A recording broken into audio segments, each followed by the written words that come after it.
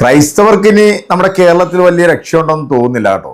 കാരണം ഇപ്പോൾ UDF അധികാരത്തിൽ വന്നു. UDFന്റെ ഏറ്റവും വലിയ ഘടകകക്ഷിയായിട്ടുള്ള മുസ്ലിം ലീഗ് അതിന്റെ ഭാഗമാണ്. ഒരു പക്ഷേ ചിലപ്പോൾ ഉപമുഖ്യമന്ത്രി സ്ഥാനം ലീഗ് ചോദിച്ചേക്കാം, വിദ്യാഭ്യാസം ലീഗ് ചോദിച്ചേക്കാം. പ്രധാനപ്പെട്ട 3-4 വകുപ്പുകൾ ലീഗ് അങ്ങ് എടുക്കും. പിന്നെ UDFന്റെ മുഖ്യമന്ത്രി എന്ന് പറയുന്നത് ലീഗിന്റെ ആളുകൾ പറയുന്നത് പോലെ ഇങ്ങനെ വാലാട്ടിക്കൊണ്ടിരിക്കും. അതുകൊണ്ട് ഇവിടെ ക്രൈസ്തവർക്ക് വലിയ ബുദ്ധിമുട്ടുണ്ടാകും. മുക്കിന് ഇനിയിപ്പോൾ കാക്കാമാര് ക്രിസ്ത്യാനികളെ മാർക്കം ചെയ്യുമെന്നാണ് കൂട്ടത്തിൽ കുള്ളനെ വിശ്വസിക്കരുതെന്ന് പല ആളുകളും പറഞ്ഞ് നമ്മൾ കേട്ടിട്ടുണ്ടെങ്കിലും ഈ കുറച്ച് കാലമായിട്ട് മാറി മാറി വരുന്ന രാഷ്ട്രീയക്കാരുടെ മൂടും ആസനവും നക്കി വെളുപ്പിക്കുന്ന ഒരു വൃത്തികെട്ട ഒരു സാധനം നമ്മുടെ കേരളത്തിലുണ്ടല്ലോ. ഞാൻ പേര് പറയാതെ തന്നെ നിങ്ങൾക്കറിയാം. മഹാനായിട്ടുള്ള ഗുരുദേവന്റെ ആദർശങ്ങളെ വിറ്റ് ജീവിക്കുന്ന, കള്ള് ചെത്തരുത്, അത് വിൽക്കരുത്, അത് ഉണ്ടാക്കരുതെന്ന് പറഞ്ഞതിന് വിപരീത ഘടകമായി പ്രവർത്തിച്ചുകൊണ്ടിരിക്കുന്ന, കേരളത്തിൽ മുക്കിന് കോളേജുകളും ബാറുകളും ഇങ്ങനെ തുറന്നുകൊണ്ടിരിക്കുന്ന ഈ വേട്ടാവളിയും വന്നിട്ട് പറയുന്നത് കേൾക്കുമ്പോഴത്തേക്ക് ഇതിനൊക്കെ നമ്മൾ മറുപടി കൊടുത്താൽ ശരിയാകുമോ? അതിനാരാണ് മറുപടി കൊടുക്കേണ്ടത്? ക്രൈസ്തവ സമൂഹത്തിൽപ്പെട്ടിട്ടുള്ള നല്ലവരായിട്ടുള്ള ക്രൈസ്തവ പുരോഹിതന്മാർ ഇതിന് മറുപടി കൊടുത്തിട്ടുണ്ട്. അപ്പോൾ ആ ഒരു വീഡിയോ ആയിട്ടാണ് എൻ്റെ പ്രിയപ്പെട്ട പ്രേക്ഷകരിലേക്ക് ഞാൻ എത്തിയിരിക്കുന്നത്. ഈ നാട്ടിലെ ക്രൈസ്തവനും മുസൽമാനും ഹൈന്ദവനും തോളോട് തോൾ ചേർന്ന് ഏകോദര സഹോദരങ്ങളെപ്പോഴും ഇവിടെ കഴിയുന്നത് ഇവിടുത്തെ സംഘി നാറികൾക്കും ഈ കാസ കൂസന്മാർക്കൊന്നും അങ്ങോട്ട് സുഖിക്കുന്നില്ലെന്നേ. അവർക്ക് അങ്ങോട്ട് ദഹിക്കുന്നില്ല. പോരാതിന് ഇപ്പോൾ 102 സീറ്റ് പിടിച്ച് UDF അധികാരത്തിൽ വരുമ്പോഴത്തേക്ക് വല്ലാത്ത ഊത്തലും ചൊറിച്ചിലൊക്കെയാ. പിന്നെ 3 സീറ്റ് ഇവരുടെയൊക്കെ പിടിപ്പുകേട് കൊണ്ട് അവിടെ പിടിച്ചു എന്നുള്ളതാണ്. ആ പിടിച്ചതിനും വേണ്ടി നമ്മളിപ്പോൾ കേരളത്തിൽ അനുഭവിക്കുന്നത് കേട്ടോ. ഇനിയിപ്പോൾ നിയമസഭയിൽ ഗർജിക്കുന്ന 3 സിംഹങ്ങളെ ഞങ്ങൾ അങ്ങോട്ട് വിട്ടിട്ടുണ്ട്. ബാക്കി കുറെ പുലിക്കുട്ടികൾ ഞങ്ങൾ പുറത്തുണ്ട്. ഞങ്ങൾ നിങ്ങളെ നല്ല രീതിയിൽ ഭരിക്കാൻ അനുവദിക്കത്തില്ലെന്നാണ് പറയുന്നത്. ഭരണമില്ലാഞ്ഞിട്ടും നീയൊക്കെ ഈ കേരളത്തിൽ കിടന്ന് കാട്ടിക്കൂടുന്ന തെമ്മാടിത്തരങ്ങൾ എന്തൊക്കെയാണെന്നുള്ളത് നമുക്കറിയാം. ഓരോ പ്രാവശ്യം ഇലക്ഷൻ വരുന്ന സമയത്ത് ക്രൈസ്തവ പുരോഹിതന്മാരുടെയും അരമനകളിൽ കേക്കും വീഞ്ഞുമായിട്ട് ഇവരുടെയൊക്കെ അന്തപ്പുരം കയറി നിരങ്ങി ഈ സകലമാന അച്ഛന്മാരുടെയും കാലും നക്കി വെളുപ്പിക്കുന്ന സംഘപരിവാറിന് ഇപ്രാവശ്യം ക്രൈസ്തവ സമൂഹം കൊടുത്തത് 8ന്റെ പണിയാണ്. അതിനൊരുപാട് കാരണങ്ങളുണ്ട്. മണിപ്പൂർ കലാപം, അവിടെ നിന്ന് ഇങ്ങോട്ട് നോക്കുകയാണെന്നുണ്ടെങ്കിൽ ഈ കഴിഞ്ഞ കുറച്ച് മാസങ്ങൾക്ക് മുമ്പ്, അതായത് ഇലക്ഷൻ കുറച്ച് മാസങ്ങൾക്ക് മുമ്പ് 2 കന്യാസ്ത്രീകളെ അന്യായമായി എത്രയോ ദിവസമാണ് ജയിലിലിട്ടത്. പാസ്റ്റർമാര് മതപരിവർത്തനം നടത്തുന്നു എന്ന് പറഞ്ഞുകൊണ്ട് പട്ടിയെ തല്ലുന്ന പോലെ നിയമപാലകരുടെ മുമ്പിലിട്ട് തല്ലി ചതച്ചപ്പോഴും ഈ പറയുന്ന കാസ, അതായത് ഈ ക്രിസ്ത്യാനികളുടെ ഉന്നമനത്തിന് വേണ്ടി പ്രവർത്തിക്കുന്ന മറ്റേ കെവിൻ എന്ന് പറയുന്ന ഒരു വൃത്തികെട്ട ഓളിയുണ്ടല്ലോ, സംഘപരിവാറിന്റെ ഇച്ഛയ്ക്കനുസരിച്ച് അവന്റെ മുന്നിൽ നട്ടല് വളച്ചു കൊടുക്കുന്ന ഇവനെപ്പോലുള്ള വൃത്തികെട്ടവന്മാരുണ്ടല്ലോ. ഈ ക്രൈസ്തവ സമൂഹത്തിന്റെ ശാപമാണ് നമ്മളന്ന് പറഞ്ഞ 300 രൂപ റബ്ബറിനാക്കി തന്നു കഴിഞ്ഞാൽ നിങ്ങൾക്ക് ഇവിടുന്ന് ഒരു MPയോ MLA ഉണ്ടാക്കി തരാമെന്ന് പറഞ്ഞൊരു അച്ഛനുണ്ടല്ലോ. അങ്ങനെ കുറെ ക്രിസംഖ്യകളായിട്ടുള്ള ആളുകളെല്ലാം കൂടെ ഇവന്മാർക്കിട്ട് നല്ല രീതിയിൽ താങ്ങിയതിൻ്റെ പ്രതിഫലനമാണ് നമ്മൾ വടക്കേ ഇന്ത്യയിലൊക്കെ കണ്ടതും. നമ്മുടെ ഈ കൊച്ചു കേരളത്തിൽ ഈ കഴിഞ്ഞ ക്രിസ്മസിനും അതുപോലെ കരോളിന് പോയിട്ടുള്ള ചെറിയ കുഞ്ഞുങ്ങളെ വരെ എടുത്തിട്ട് തല്ലുന്ന ഒരു കാഴ്ച നമ്മൾ കണ്ടതാ. ആ സ്ഥലത്താണ് ഇന്ന് 3 എണ്ണത്തിന് ഇവന്മാരെ തമ്മിൽ തല്ലും ഇവന്മാരുടെ സ്വരച്ചേർച്ചയും കൊണ്ട് കൊടുത്തത്. ഇനി ഇത് എന്തൊക്കെയാണ് വരാൻ പോകുന്നതെന്നുള്ളത് വരും ദിവസങ്ങളിൽ നമുക്ക് കണ്ടറിയാം. അപ്പൊ ഈ കൂട്ടത്തിൽ നമുക്ക് വിശ്വസിക്കാൻ കൊള്ളാത്ത ഒരു ഇനമാണ് കുള്ളൻ എന്ന് പലരും പറഞ്ഞു കേട്ടിട്ടുള്ളത് സത്യമാകുന്നുണ്ട്. ഇപ്പം UDF അധികാരത്തിൽ വന്നപ്പോഴത്തേക്ക് വല്ലാത്ത ഊത്തലും ചൊറിച്ചില്ല. അത് മാത്രമല്ല, VD സതീശനെ ഇനി മുഖ്യമന്ത്രിയാക്കാൻ പറ്റത്തില്ല. നിങ്ങൾ മുഖ്യമന്ത്രിയായിട്ട് കേരളത്തിൽ വന്നാൽ ആദ്യം നിങ്ങൾ ചെറുത്തു തോൽപ്പിക്കേണ്ടത് ഇവിടുത്തെ ജാതീയതയും വർഗീയതയുമാണ്. അതിൽ ഏറ്റവും നമ്പർ 1 ആയിട്ട് നിൽക്കുന്ന ഈ കള്ള് കച്ചവടക്കാരനെ നിലക്ക് നിർത്തണം. അതിന് കേരളത്തിലെ എല്ലാ വിഭാഗം ജനങ്ങളും നിങ്ങളുടെ ഒപ്പം ഉണ്ടാകും. എന്തായാലും നമുക്ക് 11 നമ്മുടെ അച്ഛൻ കൊടുക്കുന്ന ഒരു മാസ് മറുപടി ഉണ്ട് കേട്ടോ. അച്ഛോ, ബിഗ് സല്യൂട്ട്. വീഡിയോ കണ്ടിട്ട് നിങ്ങൾ കമന്റ് അറിയിക്കൂ. വീഡിയോയ്ക്ക് പോവാം. നസ്രാണികൾ പോലും ഇവിടുത്തെ മുസ്ലിങ്ങളെ ഭയന്നാണ് കഴിയുന്നത്.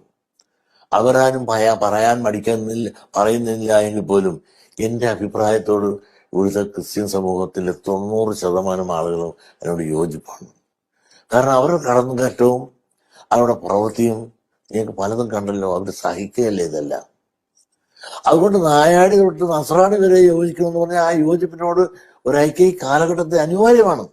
എനിക്ക് വളരെ സങ്കടം തോന്നിയ ഒരു കാര്യം ഇവിടെ ഉണ്ടായി. നമ്മുടെ ജസ്റ്റിസ് കമാൽ പാഷ, അദ്ദേഹം ഏത് കാര്യവും ന്യായം പറയുന്ന കൂട്ടത്തിലാണ്. പക്ഷേ കമാൽ പാഷ കഴിഞ്ഞ ഒരു ദിവസം പറഞ്ഞു, ക്രിസ്ത്യാനികൾ ആരും മുസ്ലിങ്ങൾക്ക് വേണ്ടി പറയുന്നില്ല.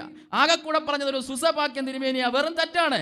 സുസൈപാക്യം തിരുമേനിയുടെ വാക്ക് അദ്ദേഹം ശ്രദ്ധിച്ചുള്ളതാ. എന്നെ പോലുള്ളവരുടെ വാക്ക് അദ്ദേഹം കേട്ടില്ല. കാരണം ഞാൻ സാധാരണക്കാരനാണ്. എത്രയോ സാധാരണക്കാരായ ആളുകൾ ഈ സമൂഹങ്ങളോടൊപ്പം ഉണ്ട്. 21, 22 വേദികളിൽ പൗരത്വ ബില്ലിനെതിരെയുള്ള പ്രതിഷേധങ്ങളിൽ പ്രസംഗിച്ച ആളാ കേരളത്തിന് അങ്ങോളം ഇങ്ങോളം ഈ ഞാൻ തന്നെ. പക്ഷെ അദ്ദേഹം കേട്ടില്ല. കാരണം എന്താ? മതമെന്ന് പറയുമ്പോൾ മതത്തിന്റെ മെത്രാനെ മാത്രമേ കാണൂ. എത്ര വലിയ ഉന്നതനായാലും ഏത് മതത്തിന്റെയും ഉയർന്ന തലത്തിൽ ഇരിക്കുന്നവനല്ല അതിന്റെ മനസ്സ്, മറിച്ച് ഓരോ വിശ്വാസിയുമാണ്. അപ്പോൾ ഇന്നത്തെ ഗവൺമെന്റ് ന്യൂനപക്ഷങ്ങളെ ഭിന്നിപ്പിച്ച് ഒരു കുടുംബം അതിൽ തന്നെ ചിത്രിച്ചാൽ ഇല്ലാതെയാകുമെന്ന് പറയുന്നത് പോലെ ക്രിസ്ത്യാനികളെയും മുസ്ലിങ്ങളെയും മറ്റ് ന്യൂനപക്ഷങ്ങളെയും സംഘടിപ്പിച്ച അവരെ തമ്മിൽ ഭിന്നിപ്പിച്ച ശേഷം ഭൂരിപക്ഷ വർഗീയത ഉയർത്തി പുതിയൊരു സാമ്രാജ്യം സൃഷ്ടിക്കാൻ ശ്രമിക്കുന്നതിന്റെ മുന്നോടിയായിട്ടാണ് ഇതിനെയെല്ലാം നമ്മൾ വിലയിരുത്തേണ്ടത് എന്നത് സാധാരണക്കാരായ ആളുകളിൽ പോലും തെളിഞ്ഞു കാണുന്ന ദിനങ്ങളാണ് ഇന്ന് ഭാരതത്തിലുള്ളത്. പക്ഷെ കേരളത്തിനൊരു പ്രത്യേകതയുണ്ട്. ഞാൻ കല്യാണം കഴിച്ചിരിക്കുന്നത് ചെങ്ങന്നൂന്നാണ്. ചെങ്ങന്നൂരിന്റെ ഈ നാടിന്റെ ഒരു മരുമോനാണ് ഞാൻ. എൻ്റെ സ്വന്തം സ്ഥലം വാഴക്കുന്നം. ഞാൻ ജോലി ചെയ്യുന്നത് റാന്നി കോളേജ്.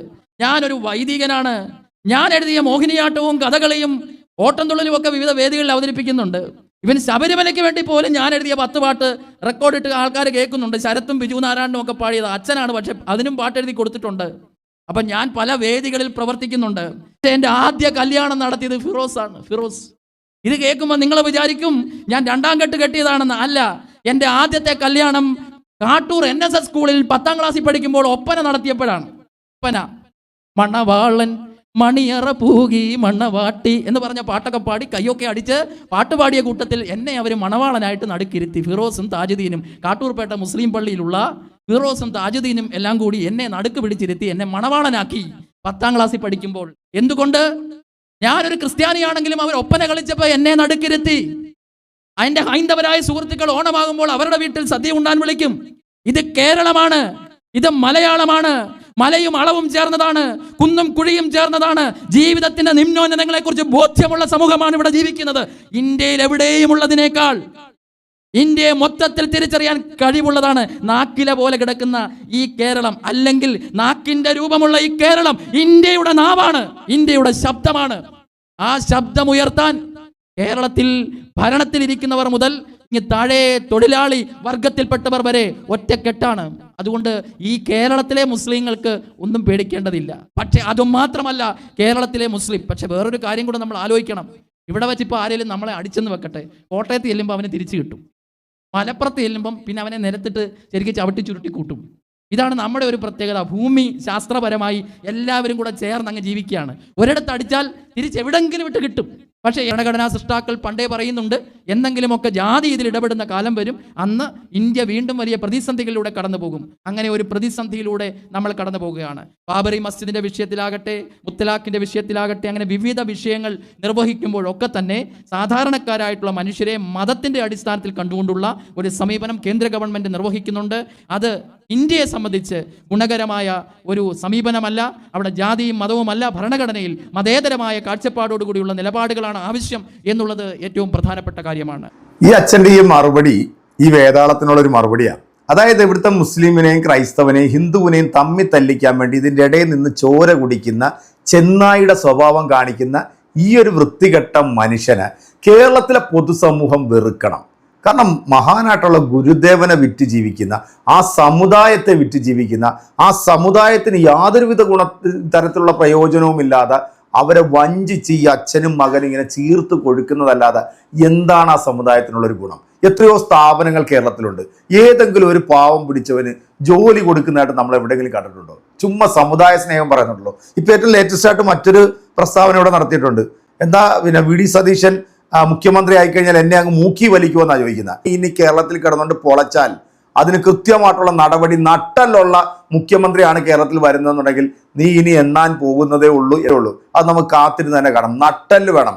അല്ലാതെ ഒരു സമുദായത്തെ പേടിച്ചിട്ട് ആ സമുദായത്തിന്റെ വ്യക്താവാണെന്ന് പറഞ്ഞുകൊണ്ട് എന്ത് തോന്നിയാസവും തെമ്മാടിത്തരവും രാജ്യത്തുള്ളവരെ കുറിച്ച് പറയാമെന്ന് വിചാരിച്ചാൽ അതിനൊക്കെ കൃത്യമായിട്ട് മറുപടി കൊടുക്കും. അതും അങ്ങനെ ഒരു മറുപടി കൊടുക്കാഞ്ഞത് കൊണ്ടാണ് CPM കേരളത്തിൽ ഇത്രയധികം ദയനീയമായിട്ടൊരു പരാജയം ഏറ്റുവാങ്ങേണ്ടി വന്നത്.